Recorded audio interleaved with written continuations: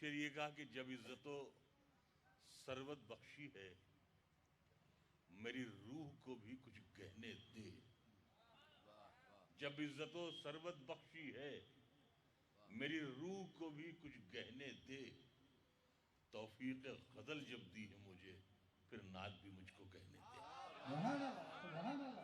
جب عزت و ثروت بخشی ہے میری روح کو بھی کچھ گہنے دے.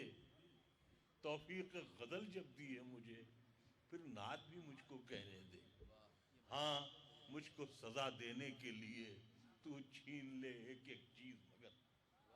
ہاں مجھ کو سزا دینے کے لیے تو چھین لے ایک ایک چیز مگر. ہونٹوں پہ محمد رہنے دے آنکھوں میں مدینہ. ہاں مجھ کو سزا دینے کے لیے تو چھین لے ایک ایک چیز مگر. ہونٹوں پہ محمد رہنے دے آنکھوں میں مدینہ رہنے دے. الگ الگ جو شعر مجھے یاد آ رہے ہیں میں سنا 4-5 شعر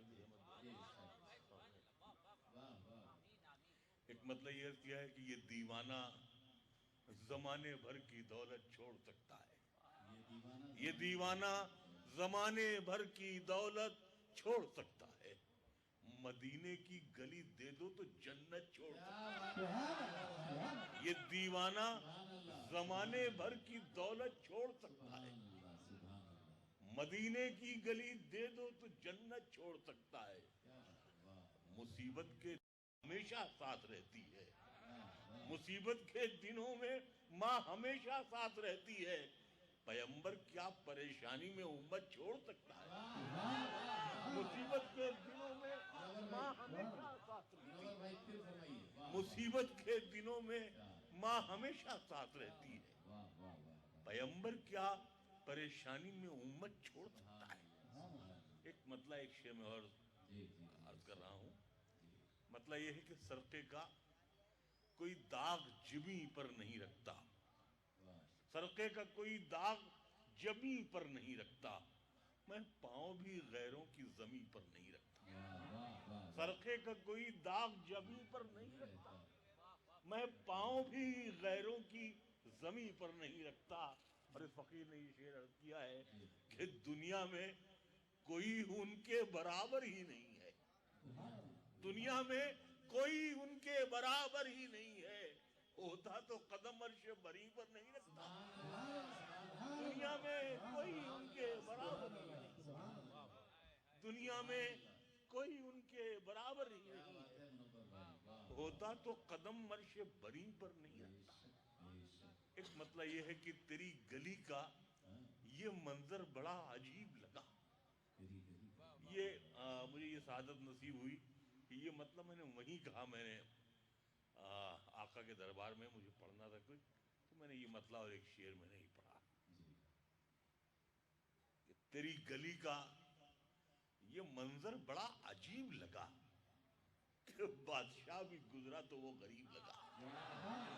تیری گلی کا یہ منظر بڑا عجیب. تیری گلی کا یہ منظر بڑا عجیب لگا کہ بادشاہ بھی گزرا تو وہ غریب لگا. اور بس ایک شہر مدینہ ہے ساری دنیا میں. بس ایک شہر مدینہ ہے ساری دنیا میں جہاں پہنچ کے خدا بھی بہت قریب لگا.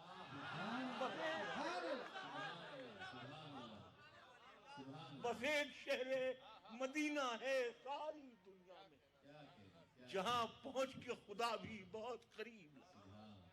اور ایک نعت کے 2-3 شعر جو مجھے یاد آ رہے ہیں اور عرض کر رہا ہوں سماعت فرمائیے. مطلب یہ ہے کہ ابھی اکثر لوگ یہی کہتے ہیں کہ میں مدینے میں مر جاؤں. مدینے میں بھی حامد میاں بھی کہہ رہے تھے تو لیکن میں نے اس کی خواہش کبھی نہیں کی. میں بہت معافی مانگتا ہوں مجھے وہاں نہیں مرنا چاہیے.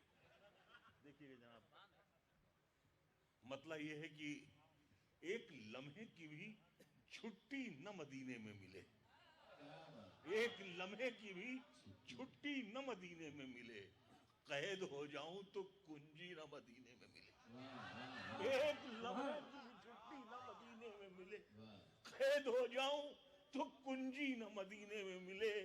اور شعر یہ کہا ہے کہ عظمت خاک مدینہ تیرے ذروں کے نثار عظمت خاک مدینہ تیرے ذروں کے نثار، اس گنہگار کی مٹی نہ مدینے میں ملے۔